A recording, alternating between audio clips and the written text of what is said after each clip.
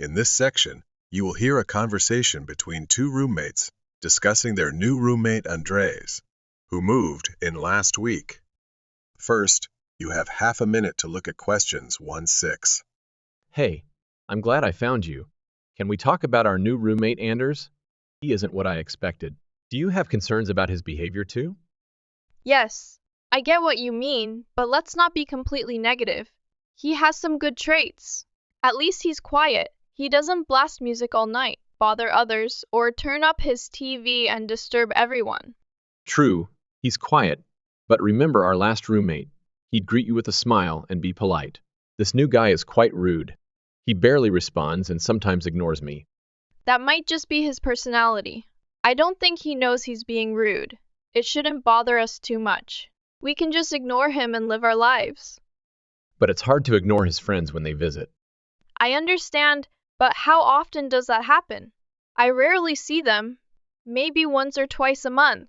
If they visited more often, it could be a problem. But as it stands, their rare visits aren't a big deal. Don't you think so? I'm not sure because it's obvious when they're here due to all the cigarette smoke. It makes the place smell bad, and we don't allow smoking inside. I haven't seen them smoking. Maybe they do it outside. We can talk to Anders about it. Remember, in one way, he's a good tenant. Our previous roommate always paid the rent late. Tom, I know what you're going to say. This guy pays on time, but there's more to being a good tenant than paying rent promptly. You need to turn off the TV, clean up after yourself, dress appropriately, be polite, and so on. Basically, you need to get along with others, and this new guy isn't doing. That well. Okay, I see your point. Before listening to the rest of the conversation, you have half a minute to look at questions 7-10.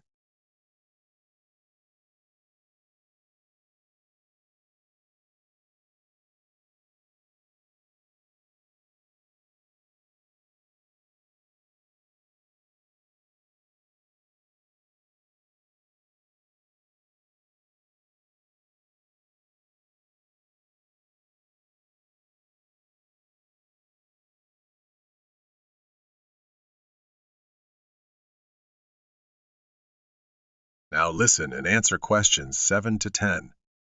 You know, we should talk to our new roommate, Anders, about these issues.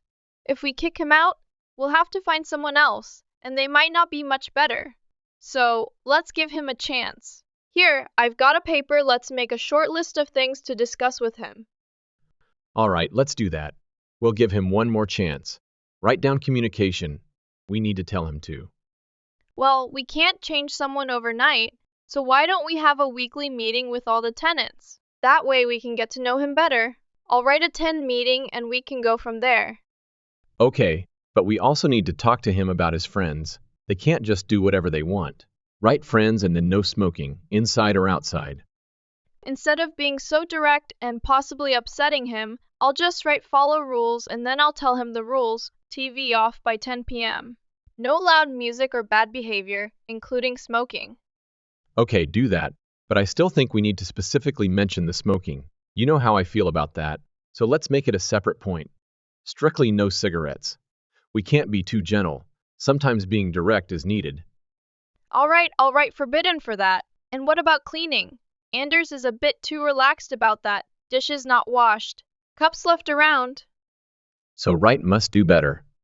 Yeah, that might come across too personal and cause issues. I'll write must be done and explain it's for everyone, not just him. Mark, okay, as long as he gets the message. That's the end of part 1. You have half a minute to check your answers.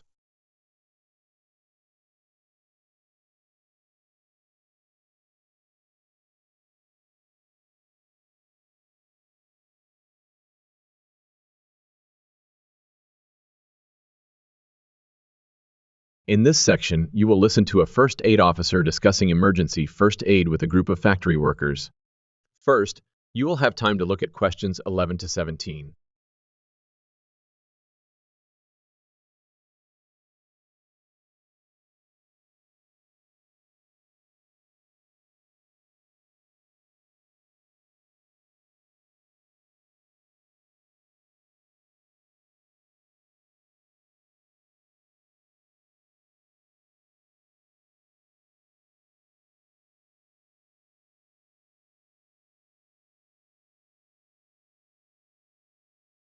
Now listen carefully and answer questions 11 to 17.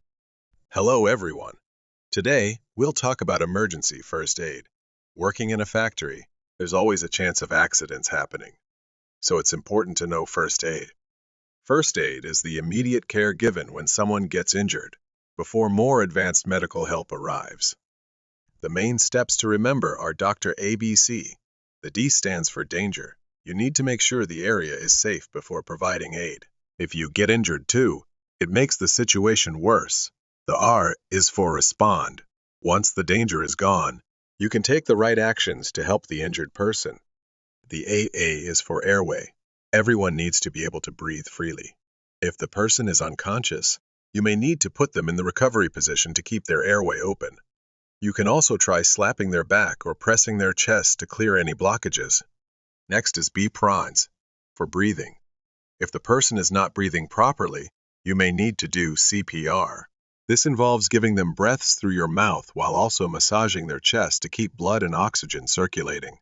This can keep them alive until emergency services arrive. The key is to stay calm, assess the situation, and take the necessary steps to provide basic first aid. Knowing these simple procedures could make a big difference in an emergency situation. Before you hear the rest of the discussion, you have half a minute to look at questions 18 to 20.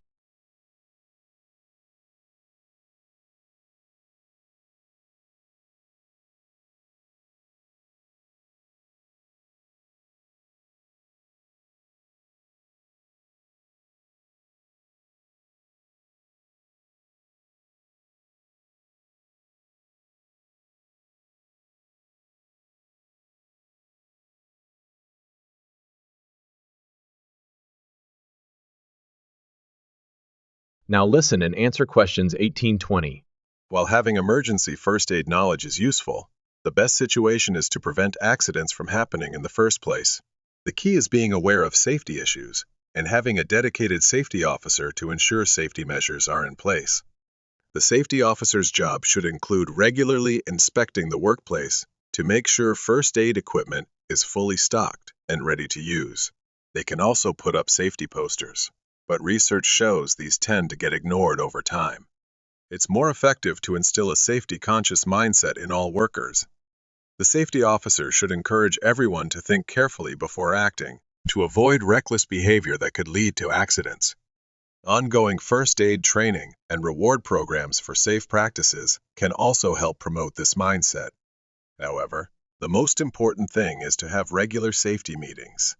This brings the topic to everyone's attention and allows open discussion of any outstanding safety concerns. Simply being aware of safety isn't enough. There needs to be an active, consistent effort to address it. Preventing accidents in the first place is far better than needing emergency first aid. With the right safety measures and a dedicated officer to oversee them, the workplace can become a much safer environment for all. That's the end of part 2. You have half a minute to check your answers.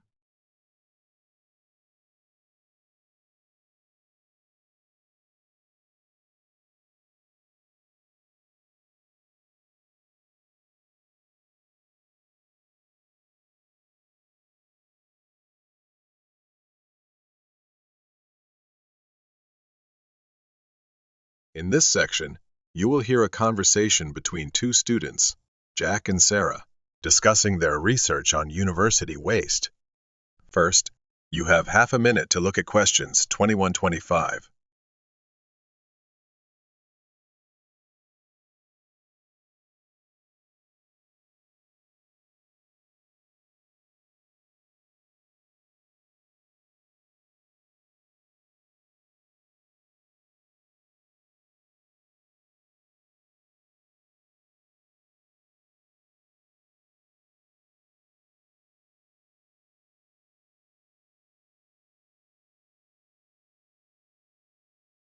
Now listen and answer questions 21-25. Hey Sarah, we've got to decide how this university can reduce its waste. You looked at the East Campus and I did the West. Did you finish all the interviews? Yes, I spoke to all the staff and they had some good insights. The students didn't have much to say, they don't seem very concerned. But the cleaners gave me the most useful information. That makes sense. The cleaners see the waste firsthand. while the staff just throw things out without thinking about it. What was the most common item being thrown away? It depended on the area. In the cafeteria, it was mainly disposable plates and cups with almost no recycling. But across the university, the biggest issue was all the paper waste from copying. Do people care about this problem? Do the concerned ones actually do anything about it? Do the concerned ones actually do anything about it? Surprisingly, yes. About 10% bring their own cups, and a third use the recycling bins. So it's an even split between those who take action and those who don't. Why are so many people still inactive on this issue they should care about? I think a lot of them do care but feel helpless. If there were better systems and more awareness, I bet you'd see a lot more people trying to help the environment. Before listening to the rest of the conversation, you have half a minute to look at questions 26 to 30.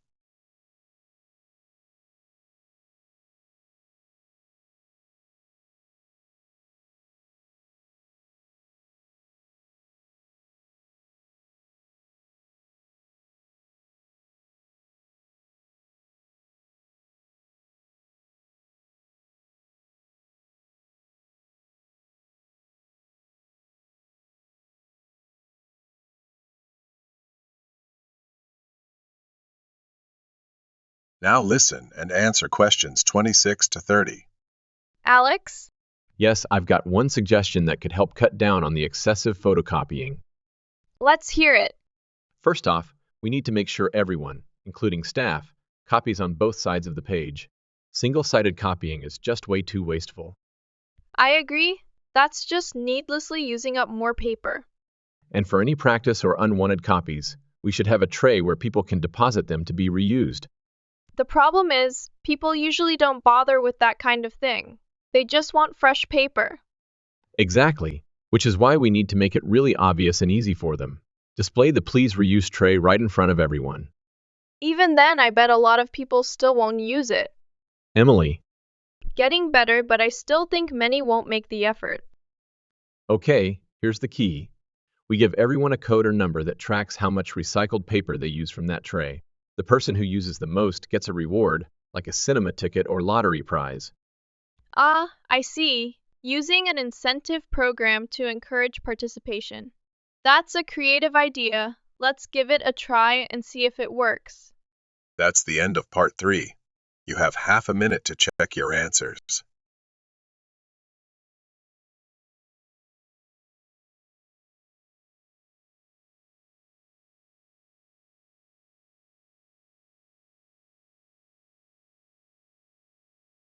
In this section, you will listen to a lecturer discussing techniques for removing carbon dioxide from the atmosphere. First, you will have time to look at questions 31 to 33.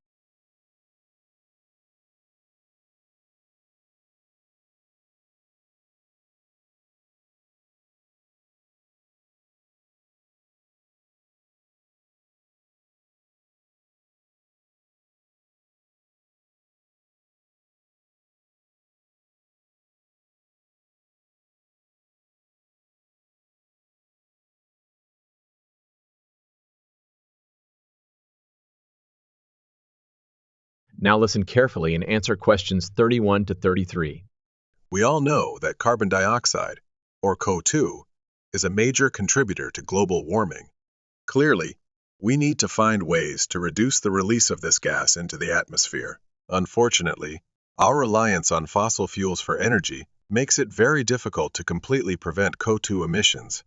A more practical approach is to try to capture the CO2 directly from the source, such as power plant chimneys. The tricky part is what to do with the captured CO2. We need to find a way to store it permanently so it doesn't just get released back into the air. One idea is to react the CO2 with certain metal oxides like magnesium or calcium. This turns the gas into a solid carbonate material that's stable and unreactive. This process actually happens naturally, but it's far too slow to be useful on a large scale.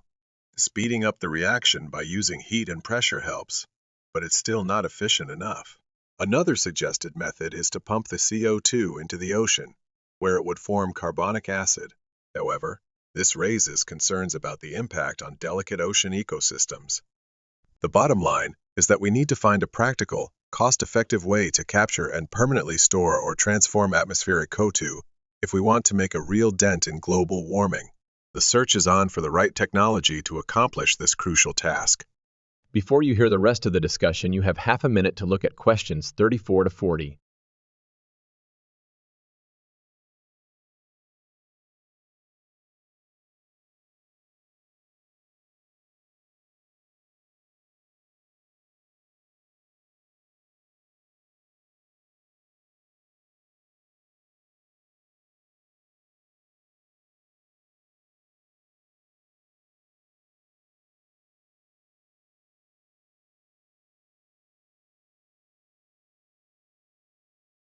Now listen and answer questions 34-40. One of the most commonly discussed solutions for disposing of carbon dioxide is to pump it underground, a process known as geosequestration. This involves injecting the CO2 into depleted oil wells or abandoned coal tunnels deep underground. However, this approach comes with three major drawbacks that need to be considered. Firstly, there is a risk of the compressed, liquefied gas leaking back out through cracks or faults in the rock. Since CO2 is heavier than air, such leaks could potentially suffocate nearby populations, as has happened with natural releases from volcanic activity. The second issue is the high cost involved. Constructing the pipework and infrastructure to transport and store the CO2 underground is extremely expensive. If implemented at coal-fired power plants, these costs would have to be passed on to consumers, causing electricity bills to nearly double. Finally, there are doubts about whether geosequestration actually reduces global warming in a meaningful way. The energy required to operate the sequestration process would force the power plant to burn around 25% more coal, negating much of the environmental benefit by producing more pollutants. While there are active experiments underway to test the feasibility of underground CO2 storage, the jury is still out on whether this will ever be a viable large-scale solution. The risks, costs, and limitations make it a questionable approach to tackling the global warming problem. That is the end of part 4. You will now have half a minute to check your answers.